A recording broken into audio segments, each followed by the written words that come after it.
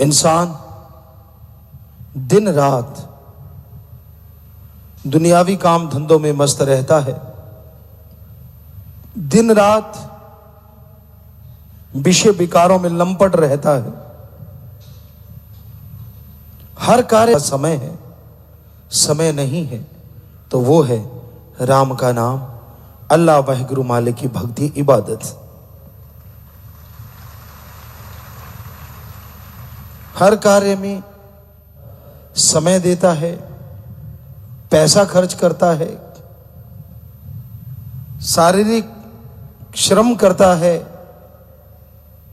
लेकिन मालिक परमात्मा के नाम में ना कोई शारीरिक मेहनत करनी पड़ती है, ना कोई पैसा लगाना पड़ता है, ना घर परिवार छोड़ना पड़ता है, ना पहाड़ों उजाड़ों में जाने की जरूरत है। अपने घर में रहते हुए, परिवार में रहते हुए आप मालिक के नाम का जाप कर सकते हैं। और अगर कोई त्यागी तपस्वी बन के सुमरण करे तो उसकी अगली पिछली कुलों का उद्धार पल में होता चला जाता है। और करना क्या है? सिर्फ 3 शब्दों का अभ्यास है, उन्हें दोहराना है, उन्हें अंदर ही अंदर दिलो दिमाग में घुमाना है।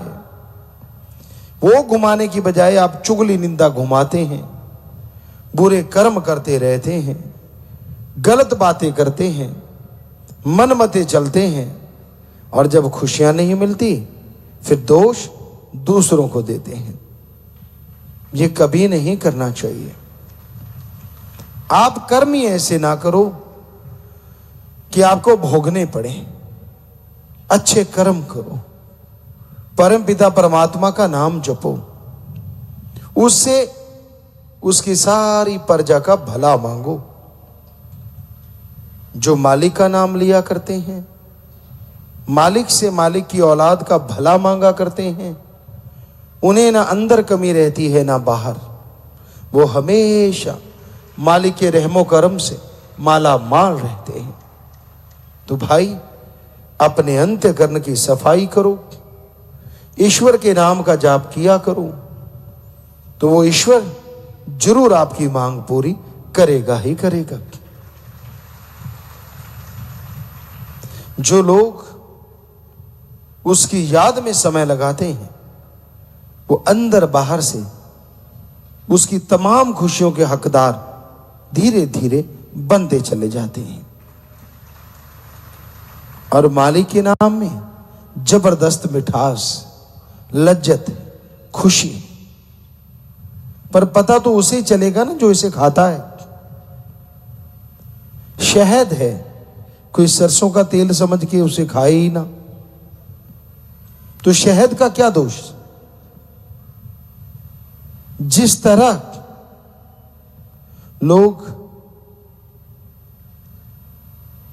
कई पुराने समय में हीरे लाल जवाहरात को पत्थर समझ के ठोकर मार देते थे, तो ये उनकी नासमझी थी। उसी तरह आज आप राम नाम को ठोकर मारते हैं, चुगली में, निंदा में, बुराइयों में समय गुजारते रहते हैं। और परम पिता परमात्मा का जब नाम लेना होता है, उसकी भक्ति करनी होती है, वो आपको याद ही नहीं रहता, उसकी तरफ आप ध्यान ही नहीं देते।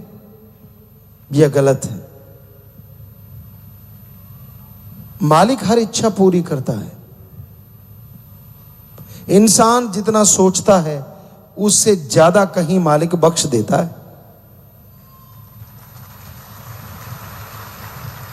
पर उसकी बख्शिश कई बार मांगने से नहीं, उसके रहमो करम से मिलती है, आपके कर्मों से मिलती है।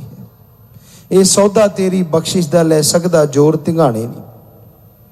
वो जिसे बख्शना चाहे पल में बख्श दे, लेने वाले पे निर्भर वो कितना लेता है। शर्माने के लिए, संकोच के लिए बहुत सारी बातें हैं।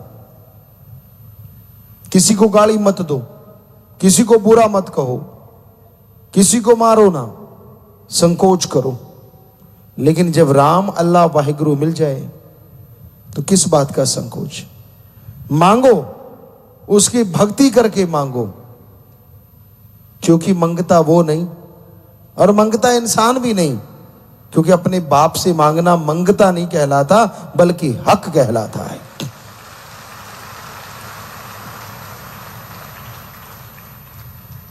तो उस परम पिता परमात्मा की आप बच्चे हैं, जो भी आपकी इच्छा दिलो दिमाग में हो उससे मांगिए, पर श्रद्धा से तड़प के, तो यकीनन वो आपकी हर इच्छा जायज पूरी जरूर कर देंगे। पर आपके मांगने में अगर कोई कमी है तो बात अलग है, सोच में कमी है तो बात अलग है। जो पीर फकीर की बात को सुनते हैं, मान लेते हैं, अमल कर लेते हैं, उन्हें किसी तरह की कोई कमी नहीं। जब इंसान की सोच ही गलत हो जाती है तो विनाश काले विपरीत बुद्धि, कई बार बुद्धि इंसान की जवाब दे जाती है। उसका मन इतना हावी हो जाता है, इतना हावी हो जाता है, उसे असली चीज की पहचान नहीं होती और वह नकली चीजों में उलझा रहता है। तो पतिव्रता की तरह अपने मालिक सदगुरु परमात्मा को दृढ़ यकीन के साथ याद करते रहो। यकीन मानो वो आपकी झोलियां भरेगा, आपको खुशियों से माला माल करेगा, अरे आपके आने वाली कुलों का भी उद्धार करेगा।